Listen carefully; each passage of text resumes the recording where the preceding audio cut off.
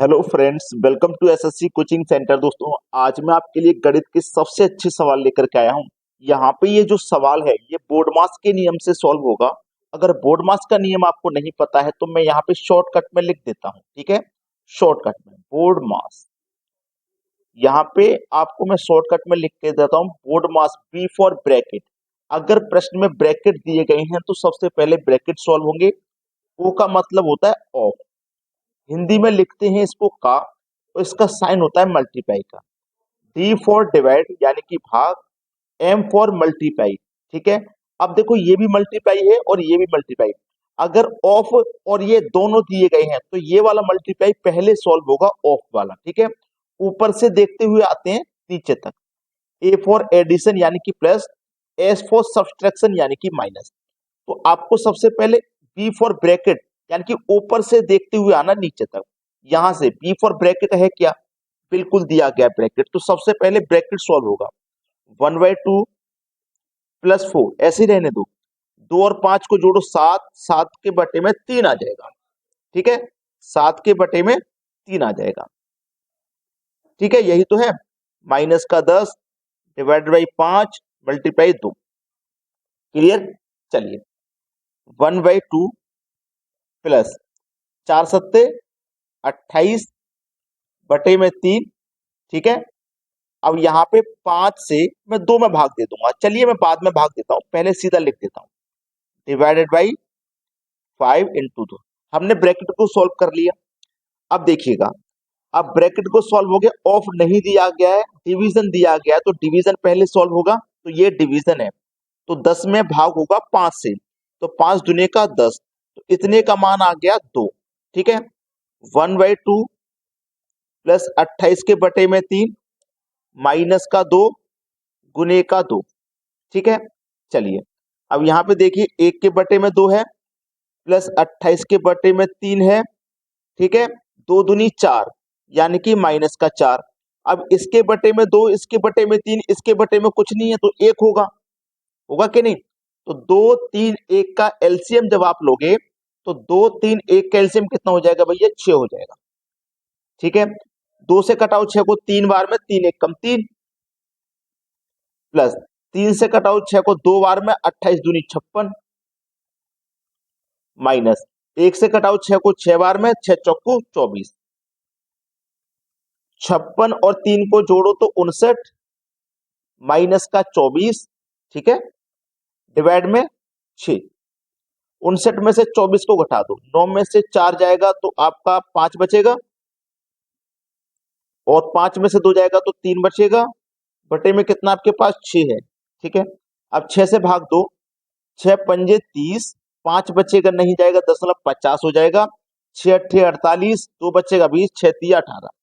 तो आपके पास जो सही जवाब हो जाएगा वो यही आ जाएगा, 5.83। उम्मीद करता हूं इस सवाल को करने में आप कभी भी कोई गलती नहीं करेंगे। अब देखेंगे अगला सवाल। अगला सवाल है, एक कार्य को 15 पुरुष 20 दिनों में कर सकते हैं, जबकि उस कार्य को 24 महिलाएं 20 दिनों में पूरा करती हैं। 10 पुरुष और 10 महिलाएं उस कार्य को कितने दिनों में पूरा करेंगे? बहुत अच्छा सवाल, बेहतरीन क्वेश्चन। देखो, 15 आदमी किसी काम को 20 दिन में कर रहे हैं, इधर 24 महिलाएं उस काम को 20 दिन में कर रही हैं। बहुत अच्छा सवाल है ये। ठीक है, देखो 15 पुरुष यानी कि 15 में काम को कितने दिन में करना है? 20 दिन में। उसी काम को 20 दिन में 24 महिलाएं कर रही हैं, 24 वुमेन। ठीक है, क्लियर इतनी बात? आप देखो यहाँ पे कटा के छोटा कर लेंगे, 3 पंजे 15, 3 अट्ठे 24, यानी कि 5 मैन और 8 वुमेन। इधर मैन रहेगा तो इधर देखिए वुमेन इधर ले आइए नीचे, भाई बराबर के इधर आएगा तो एम के बटे में आ जाएगा, इधर 8 बचा, 5 को इधर लेके 8 के बटे में 5, यानी कि एम की वैल्यू 8 है और वुमेन की वैल्यू 5 है। चलिए आपको क्या करना है, आपसे पूछा है 10 पुरुष और 8 महिलाएं उस काम को कितने दिन में करेंगे। देखिएगा, इन दोनों में से ना कोई एक वैल्यू आपको ऊपर रखनी है और जो पूछा गया है उसे नीचे रखना है। इन दोनों में से मैं एक वैल्यू 15 मैन ले लेता हूं। 15 मैन काम को कितने दिन में करना है? 20 दिन में। मैंने एक वैल्यू ले ली और जो पूछा है उसे बटे में रखना है। पूछा क्या है? 10 पुरुष यानी कि 10 मैन प्लस 8 महिला यानी कि 8 वुमेन कितने दिन में करेंगे। एम की वैल्यू आपको पता है 8 है, एम की वैल्यू 8 है, तो 15 गुने 8 इंटू 20 बटे में। एम की वैल्यू 8 तो 10 गुने 8 80 लिख देता हूं मैं डायरेक्ट, प्लस वुमेन की वैल्यू 5 तो 8 पंजे 40 लिख देता हूं मैं। ठीक है, अब देखो 15 अट्ठे 120 लिख देता हूं, गुने में 20 बटे में 80 और 40 को जोड़ दो तो 120, 120 से 120 कट गया, बचा कितना 20। ये आपके सवाल का हो गया सही जवाब। कितने दिन में पूरा करेंगे, 20 दिन में। सी ऑप्शन हो जाएगा आपके सवाल का सही जवाब। हमने 15 मेल लेकर के ये सवाल सॉल्व किया है, अगर हम 24 वुमेन लेंगे ना तब भी आंसर यही आएगा। ठीक है, चलिए मैं आपको करके दिखा देता हूं। मैंने ले लिया 24 वुमेन, काम को कितने दिन में कर रही है भैया, 20 दिन में। जो पूछा है उसे बटे में ले लो, पूछा है 10 मैन प्लस 8 वुमेन। अब वुमेन की वैल्यू 5, तो 24 का गुना 5 से कर दो 120 गुने में 20। एम की वैल्यू 8, 10 अट्ठे 80, वुमेन की वैल्यू 5, 8 पंजे 40। ठीक है, अब 120 गुने 20, 80 और 40 को जोड़ो 120, 120 से 120 कटा, आया कितना 20। कोई सी भी वैल्यू, दोनों में से कोई सी भी एक वैल्यू रख के सॉल्व कर लीजिए, आंसर सेम आएगा। अब देखते हैं अगला सवाल। अगला सवाल है, एक घड़ी को बेचने पर 5% छूट देता है, यदि वह 7% छूट देता है तो लाभ में 15 रुपए कम कमाता है, घड़ी का अंकित मूल्य कितना है। देखो अगर 5% छूट देगा ना तो 7% छूट देता है, बेचने पर 5% छूट देता है, वह 7% छूट देता है, तो ये 5% और 7% दोनों का आपको अंतर करना है। जब दोनों को आप अंतर करोगे तो आपको लाभ में कितने रुपए कम आता है, 15 रुपए। अब देखो समझो, 5% थी पहले छूट, उसने दे दी 7%, तो 2% की छूट ज्यादा दे दी। जब 2% की छूट ज्यादा दी तो 15 रुपए कमाए, तो 2% की वैल्यू 15। जब 2 की वैल्यू 15 है, आपको अंकित मूल्य बताना है, मतलब 100% का मान बताना है। 2 की वैल्यू 15 तो 100 की वैल्यू कितनी हो जाएगी, 15 बट्टे 2। ये 1% का मान है, 100 का निकालना है तो 100 से मल्टीप्लाई। 2 से 100 कटा दो 50 बार में, 15 पंजे 75 और एक जीरो यानी कि 750। 750 दिया गया बी ऑप्शन में, ये आपके सवाल का हो जाएगा सही जवाब। चलिए आप देखते हैं अगला सवाल। अगला सवाल है, एक महिला प्रत्येक वर्ष की शुरुआत में 5% चक्रवृद्धि ब्याज की दर पर 4,000 रुपए का निवेश करती है, दूसरे वर्ष के अंत में उसका कुल निवेश कितना होगा। देखो 4,000 रुपए निवेश किए उसने, ठीक है, 5% की दर, तो 100% तो अपने आप होगा, उसमें 5% रहोगे तो 105% का मतलब बटे में 100। ये 1 साल का है, 2 साल की बात कहिए तो इसी को 2 बार लिख देंगे, 3 साल की बात होती तो 3 बार लिख देते, 4 साल की बात होती तो 4 बार लिख देते। ठीक है, चलिए इसको कटा के सॉल्व करिए। इसको जब हम कटाएंगे तो 5 से कटेगा ये 20 बार में, और 5 से ये कटेगा 21 बार में, 5 से ये भी 20 बार में, और 5 से ये भी 21 बार में। ठीक है, 2 जीरो से 2 जीरो कट गए यहाँ पे।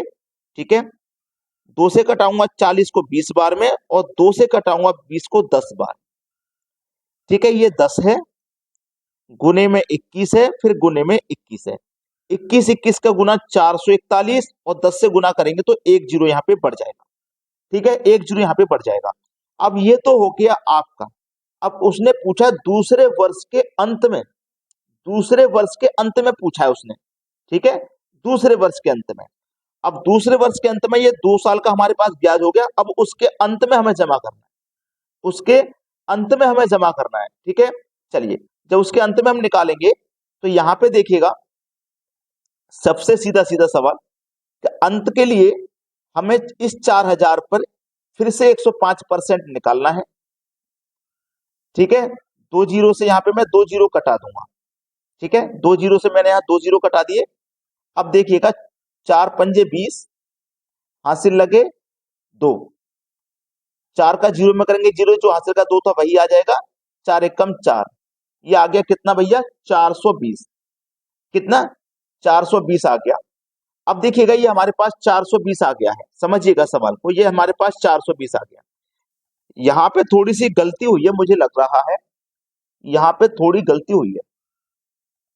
4 पंजे 20 का जीरो हासिल लगे 2, 4 का जीरो में करेंगे तो जीरो हासिल का 2 वही आ जाएगा, और 4 एक कम 4, और एक ये वाला जीरो हमने ऐड नहीं किया है, मैं वही कह रहा हूँ कुछ गलती हुई है। ये वाला जीरो हमने ऐड नहीं किया था, ये 4200 है। ठीक है, तो इसमें हमें क्या करना है, 4200 जोड़ना है। मैं पहले ही कह रहा था कुछ हमसे गलती हुई है, यहाँ पे ये वाला जीरो ऐड करना हम भूल गए थे। तो 4410 में ये 4200 जोड़ दीजिए, ये हो जाएगा आपका 4400 और 4000, 8000 सॉरी, ये हो जाएगा आपका 8610। ठीक है, 8610 हो जाएगा, ये हमारे बिल्कुल सही जवाब है। 44 और 42, 46, 86 और 10, तो 8610, ये हमारे पास पहले ही ऑप्शन में दिया गया है, पहला ऑप्शन हमारे सवाल का बिल्कुल सही जवाब। अब देखेंगे अगला सवाल। अगला सवाल है, यदि दो अंकों का योग 9 है तथा दहाई के अंक से इकाई के अंक का अंतर 1 है, अंकों वाली संख्या क्या है? दो अंकों वाली संख्या वो कौन सी है? देखो उसने क्या कहा है, दो अंकों का योग 9 होना चाहिए। 4 और 5 का योग 9 है, बिल्कुल ठीक, लेकिन उनका अंक, उसने बोला है दहाई के अंक से इकाई का अंक का अंतर 1 होना चाहिए। दहाई के अंक से इकाई का अंक, तो दहाई का अंक से इकाई का अंक, दहाई का अंक हमारा 4 है, इकाई का अंक 5, अंतर करेंगे तो माइनस का 1 आएगा, तो ये नहीं हो सकता, प्लस का 1 आना चाहिए, है ना। चलिए, दहाई के अंक से, दहाई के अंक से, दहाई का अंक हमारा 6, इकाई का अंक 3 है, इनका अंतर करोगे तो 3 आ जाएगा, तो ये भी नहीं हो सकता। यहाँ दहाई का अंक 5 है, इकाई का अंक 4 है, इनका अंतर करोगे तो 1 आ जाएगा, यही हो जाएगा सही जवाब। इसको देखो, ये 7 है, ये 2 है, अंतर करेंगे 5 आ जाएगा, तो इसका हमें 1 नहीं मिलेगा, तो सी ऑप्शन से हमको 1 अंतर मिल रहा है, वही सही जवाब है। चलिए अब देखते हैं अगला सवाल। अगला सवाल, 720 रुपए को 2 पुरुषों, 5 महिलाओं और 8 बच्चों में इस प्रकार बांटा गया है कि एक पुरुष, एक महिला और एक बच्चे के हिस्से का अनुपात 3-2-1 है, तो प्रत्येक बच्चे को कितने रुपए मिले? देखो, मैन, वुमेन और चाइल्ड, इनका अनुपात है 3-2-1। ठीक है, यही तो है 3-2-1। इनका योग है आपके पास 720। जब योग आपके पास 720 है, याद रखना, जब योग आपके पास 720 है, तो आपके पास संख्याएं क्या क्या है? आपके पास संख्याएं क्या क्या है? देखिए, 2 पुरुष हैं, ठीक है, एक पुरुष का अनुपात 3 तो 2 का 6, एक महिला का 2 तो 5 महिला का 10, और 8 एक बच्चे का 1 तो 8 बच्चों का 8। ठीक है, चलिए, 8 और 10 18 और 6 24, यहाँ पे योग 720 है, तो यहाँ पे अनुपात का योग 24 है सभी का। 24 से 3 बार में 72 कटेगा, एक ही जीरो 30 बार में कटा। पूछा है प्रत्येक बच्चे को कितने रुपए? बच्चों का अनुपात 8 है, 30 का गुण 8 से कर तो 8 दिया 24, और एक ही जीरो। ठीक है, ये 8 बच्चों को मिले हैं 240, तो एक बच्चे को कितने मिले होंगे? 8 से भाग कर दो, 8 से 24 एक जीरो, यानी कि 30 मिले होंगे। ये आपके सवाल का हो जाएगा बिल्कुल सही जवाब 30, यानी कि सी ऑप्शन। तो सभी बच्चों से मैं रिक्वेस्ट करूंगा कि वीडियो को अगर आपने लाइक नहीं किया तो लाइक करके जाएं। ठीक है दोस्तों, धन्यवाद।